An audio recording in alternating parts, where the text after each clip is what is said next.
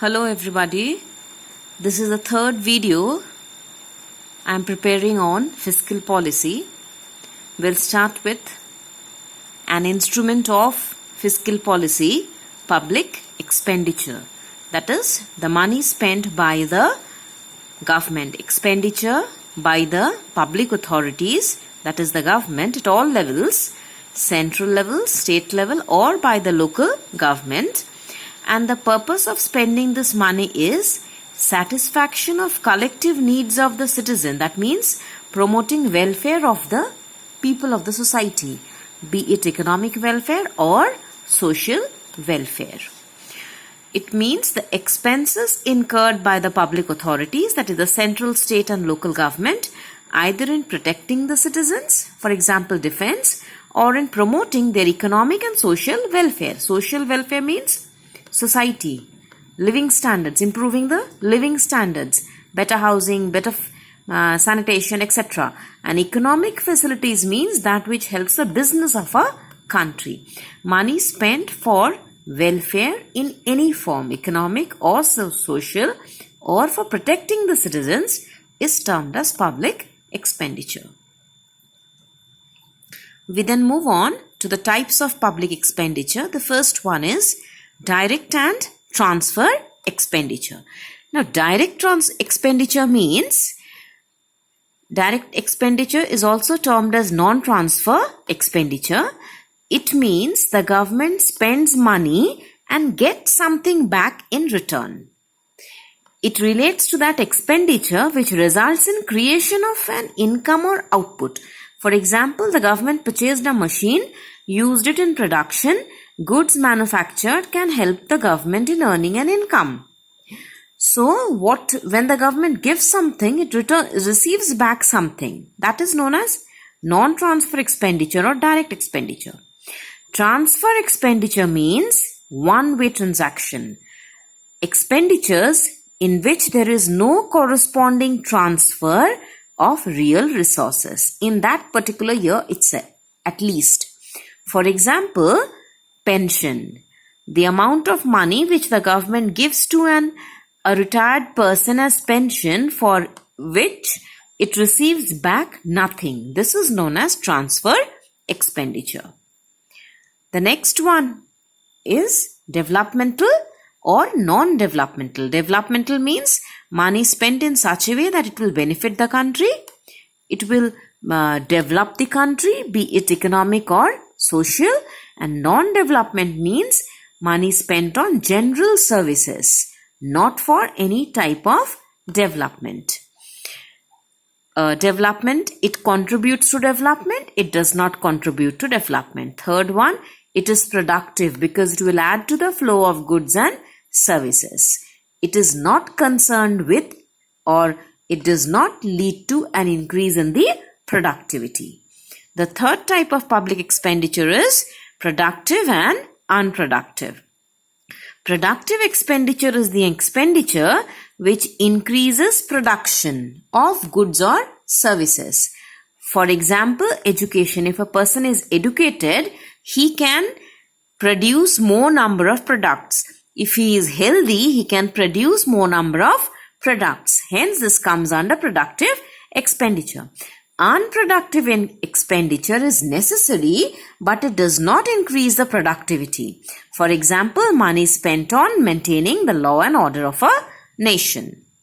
We next move on to the effects of public expenditure. We'll first study the effect of public expenditure on production. How does it help us in increasing production? We will study that.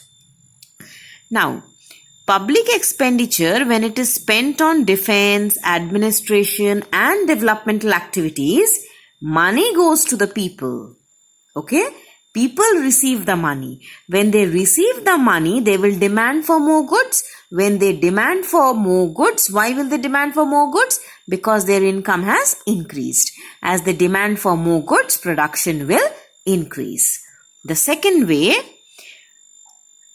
when money is spent on increasing the efficiency of the people, like on education, on health services, on sanitation, etc., people's efficiency increases and they will be able to produce more number of products or services. Third, again through education and through training, we can develop human skills. We can make a person more efficient, whereby he will produce more. Fourth, we can use public expenditure for buying essential raw materials and other goods required for production for the public sector. With those raw materials, more number of goods can be manufactured. Next, with the money in the hands of the government, we can set up basic and key industries. Basic means which is necessary for all, and key means important. For example, iron and steel, machine making, electricity, etc., which will help us in increasing production. Next, by spending money on social security like pension, unemployment allowance, sickness benefits, etc., we can increase the money in the hands of the people. As they have more money, they will have more of purchasing power. They will be able to purchase more number of goods. As they purchase more, production has to be increased. Then we move on to the effect of public expenditure on investment. First one, the government spends money on maintaining law and order. For example, on investing your money in a bank, your money is safe. So you confidently invest money. As you invest money, it leads to an increase in the investment. Next,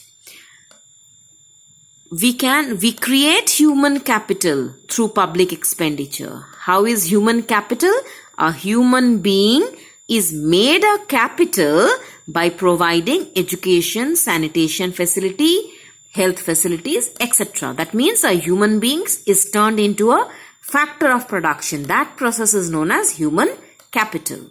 Next, government can invest public expenditure in power, irrigation, transport, communication, etc., by which more facilities will be available for the industrial sector, and this will motivate the producers to undertake investment. Then, financial assistance, that means monetary help and subsidy is provided to the private sector, by which investment increases.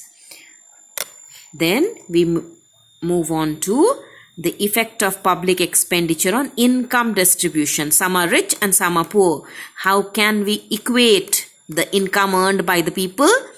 Through public expenditure.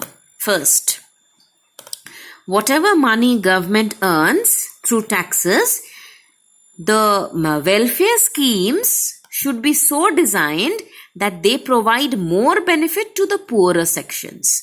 For example, free education, free medical facility, social security schemes like pension, unemployment relief, etc. Now, the middle standard or the rich people can send their children to private schools where they are charged. Okay, but free education will be provided and the advantage will be taken up more by the poorer sections of the society. Moreover, the government can provide subsidized food to the poor people. The next point is the government can help in reducing regional disparities. Some areas are more developed, some areas are less developed. How can it be done? We have to remove that difference. Okay, that difference can be reduced with the help of subsidy and loans provided to the producers to set up industries in the backward regions or underdeveloped regions. For example, in a particular area, no road facilities are there. So nobody sets up a manufacturing unit there. Government will construct the roads in that particular area so that private enterprises are ready to set up manufacturing units over there. Then, the role of public expenditure on increasing the growth of the country, economic growth. That means in one way increasing the income of the people. For that, the government should invest money in setting up of capital goods industries, basic and key industries. Okay, capital goods means machines, okay, which can be used for a longer period of time, and basic and key means important for all other sectors. Secondly, providing education, training and research facilities, we can have economic development, because people will start producing more when they have received education, when they are trained, when they have better health facility, when they receive social security measures, etc. And by research, spending money on research, we develop the technology. Better technology can be developed, by which production can increase and income can increase. Then, public expenditure in the form of subsidies can help in development of the agricultural and industrial sector. Then, it can help in reducing the distribution of income and wealth, inequality in distribution of income and wealth, by providing more benefits to the poorer people than to the richer people. Then we move on to the concept of public debt. Debt means a loan taken by the government.